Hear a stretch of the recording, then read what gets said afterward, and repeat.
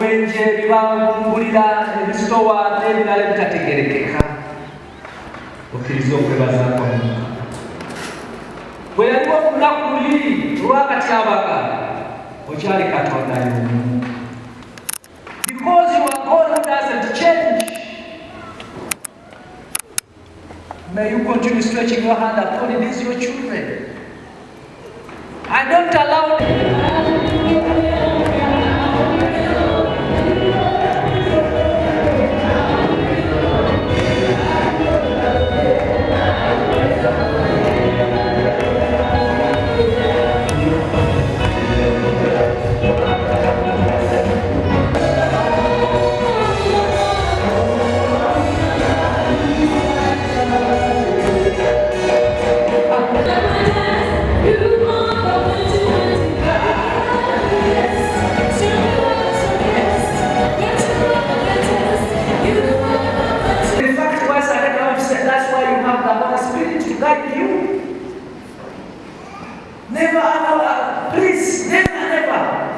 say that this was an accident.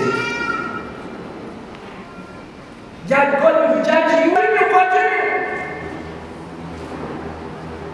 If you fail, then the devil will. That's a task. Therefore, dear brethren, avoid accidents in our spiritual life. Thirdly, I want to say, always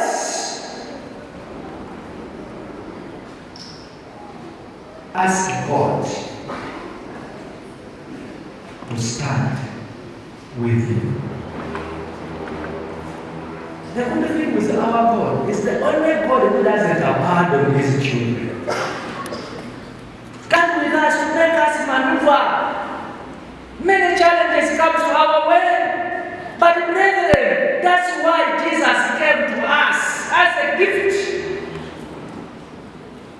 At our own, we cannot manage many things, but with God, we are more than conquerors. Hallelujah. Therefore, please ever stand with God, and this comes from our faith, and this is what Paul was labeling to these Galatians. Please, don't think that the laws can make you holy. Justification is not by laws, keeping the laws. Many people here in this world, many religions, they stand on the laws. That's why they treasure Sabbath more than Jesus. Ngoliakuliza Sabato okusinga Yesu bwe Sabato bwe yasanga ngali mutana. Olinga akuliza ebyokulya buli food, what you eat and goes out immediately. Oyina kyoleka bwe bulamu obutagwawo. Oyina akulumiza obunaku n'akulumiza ebiro okubatiza baptism. Kubanga lyeteeka ly'Ekiyudaaya naye nga Katonda bannange what we have to treasure more is Jesus Christ in our hearts. If we were to harvest eternity, therefore, dear brethren, let us stand firm with our God. Our God is with us. And if He is with us, it is now a call to each one of us in all circumstances. How many times do you call upon Him? Omuntu omuyangamba mwayagala okumanya omuntu kyayagala ennyo mu bulamu bwe mukange. Kibwa agenda kubawo ekigambo naawe weebuuze. Abati Yesu n'ojja kulomba n'ajja mukasa omwenyo yakunya obulamu.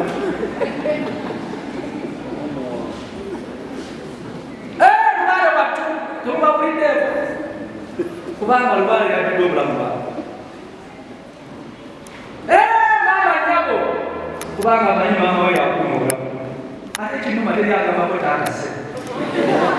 Bakata baba kijifu. Nakaje tukasa. Why? Praise our most. I don't know what Jesus Christ. So any situation comes your way, just call upon him. I tell you, he's listening. He cannot abandon his people. Hallelujah. Jesus Christ as their God, as their Lord and Savior. We should not wait tomorrow. If we need Jesus, we need him today and now, not tomorrow or any other time. What do we see? In our families, we need Jesus. For me, where I'm happy with this team with blood.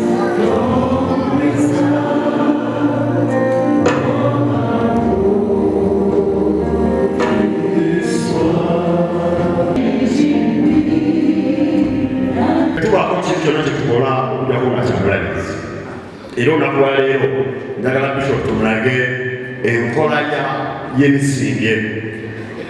Tugenda mulage enkola yaki ey'emisinge.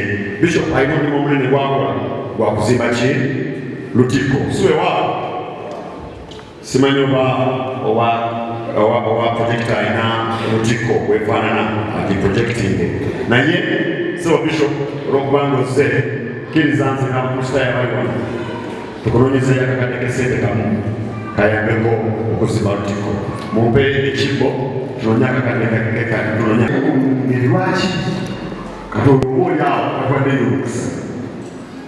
Bwe lwojjaga okuwaayo ssente mu kanisa weesigenga ssente zo z'okwawukana, naye bwe tujja okuwaayo ssente mu kibbo nga ssente ozinywezezza ozifunyiza bulungi ozituze zigenda kuvaamu mazzi ne Katonda ajja kuyiga kwatyo mukisa aguleme. Basaba n'olwombe wange oba oyina 10 lukwate bwoti, oba oyina 5 lukwate bwotya, naye ssente bwe musinyiga omuntu najja ng'akwata ekikonde n'ama n'asuka mu kino oluusi n'akasukawo n'akasusi badayika. Take it seriously. Know that this is my child. If anybody asks you where you belong, boldly say, Christian. Jesus is the head of my church. We bless your name for those that are taking the decision in their lives. You know them better than we do. You're causing them, Father, to find you. And when we call upon you, Father, you meet us at our point of need. Father, we are nothing. We cannot be proud of anything, but Father, but when your word comes, it breaks our hearts. Translation. Father, as your word has come to us, faithfully delivered to us, by your Papa, Father, we open our hearts to you. We break down.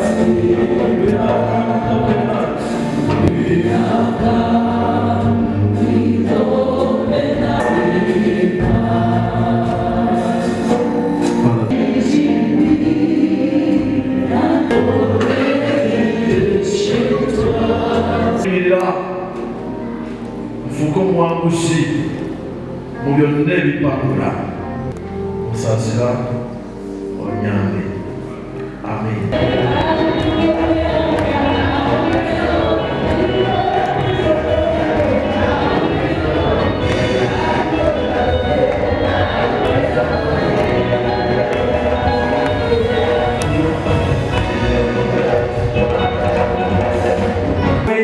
Bangulira ebisitowa n'ebirala ebitategerekeka okkiriza okwebaza kwamu.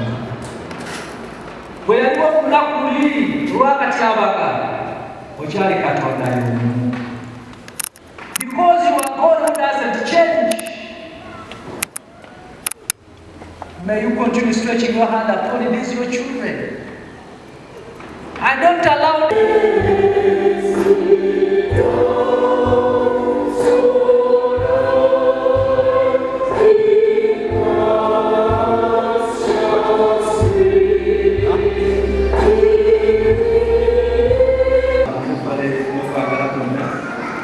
mukkiriza ayogera ekigambo ky'okugaba nange sikirizika okugenda kuzigira gasimuzi sikiriziganya muntu azinga sente nakuziwaayo mu ngeri gafulagafula tekatukaja kalete nga kalamu yesu akalabye atakawenga omukisa so basajja mu ngeri waayo bingi njagala kuwagira ennyo Ssaabadinkoni okugula ettaka ly'esseeta ettaka eryo lya kanisa okuligula olutundira sente okugula sekulu naye omukisa munene kubanga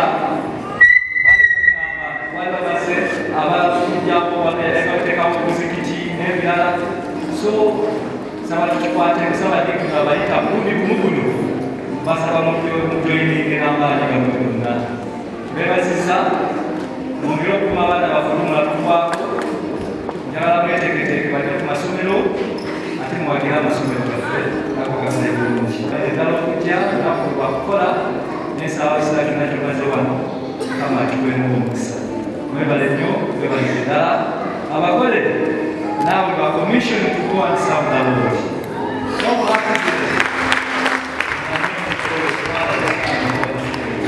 kale mugende muweereze Katonda musanyukire mu kanisa w'ekanisa esangi mwebale nnyo mwebale ddala saayangire kale tukwate tusale kale mulira kitaffe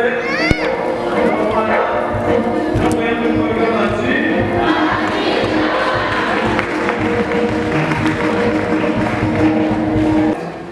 comfort you.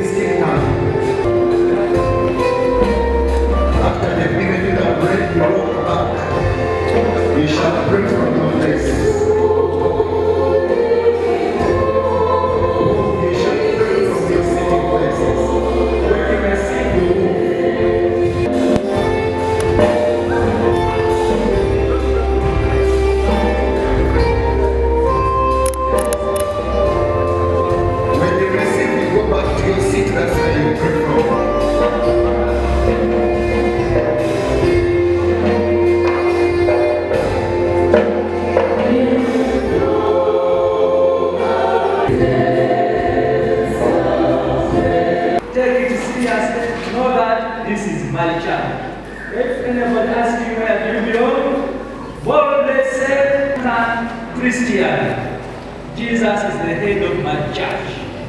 Abazadde b'omwana bali konfamdu wano naye njagala kutwala musango n'okubiriza abazadde naddala abazadde abaana n'abakyala basuubira okuzaala n'abasuubiddwako emikono olwaleero wano St. Andrews Misindye ate mu Uganda. Njagala okubiriza abazadde nti baweeyo nnyo abaana akadde obayigiriza eddiini babakulize mu ddiini bintu bingi ebizeewo mu nsi naddala bya LGBT ebitwala abaana baffe bana basuubiddwako emikono olwaleero bakubiriza nnyo mu ddiini bakule bulungi babe nga basigala ku musingo gwa Yesu Kristo yetujja okutwalira ffenna okubiriza abazadde bonna babatiza abaana bagezeeko bagoberera naddala wale tutwadde mu kyaki ero nga bagala abayima babeerewo n'abayima bakuze bulungi mu ddiini nga bakuliza mu linnya lya Yesu Kristo nga yatugamba mu kitabo kyawandiikibwa. Basaba nnyo abazadde nga muzaala abaana ku masomero mubawe emikisa mubasabire abatanafuna school fees abatalinoonyanga ffe tube nga tuzifuna mu wiiki esigaddeyo n'okuzayo abaana era abaana baba bazzeeyo mubakyalire mubakumiriza eddiini ekulire mu ddiini lyaffe nga yo kigambibwa mu kyaki nga ekigambo kyayo mu kanisa tulina okukkiriza tube n'abaana nga tubakubiriza nnyo era ng'omuwulizi wayogedde bishop wayogedde amwenda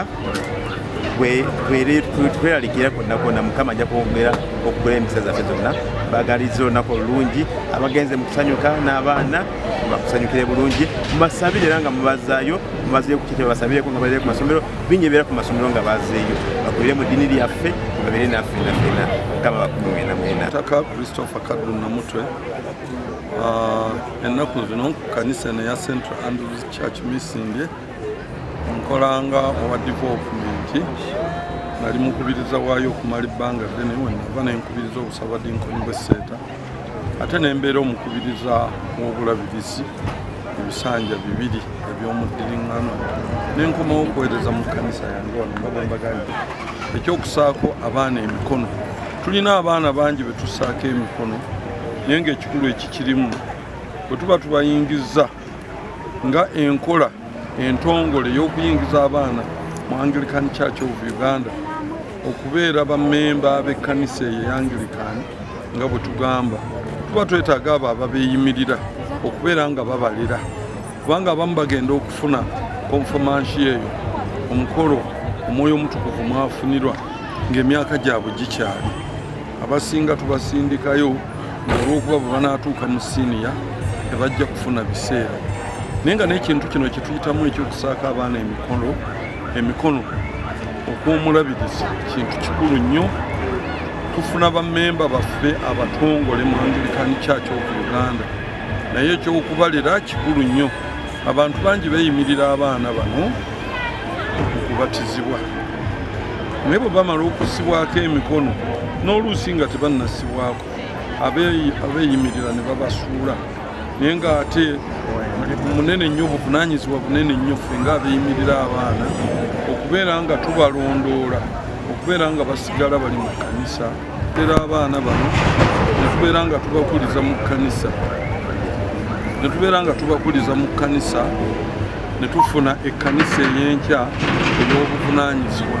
Baana ffe bangi bawabye ne bagenda mu kkanisa ezimu twawuliddeyo gye bagaana enkoko njeru abaana okugemebwa, mwawulidde yafuddeyo abaana 6 naye bireeta abantu ngaabo kwegenda mu nzikiriza ze batategeera abamu nga bagendereddemu byanfuna ezibawabya oluusi ne batuuka n'okugwa ku buzibu. Kale nkubiriza abakristaayo bannange bwe tweyimirira abaana nga ku mukolo guno tubalere tubalondoole we balemereddwa mu bunafu nga ssente ez'okusoma twongere tubasapootinge nga tubasapootinga spiritually ne mu ngeri endala yonna. Mukama yeebazibwe. Take Jesus to be your only Lord, the Lord that will not.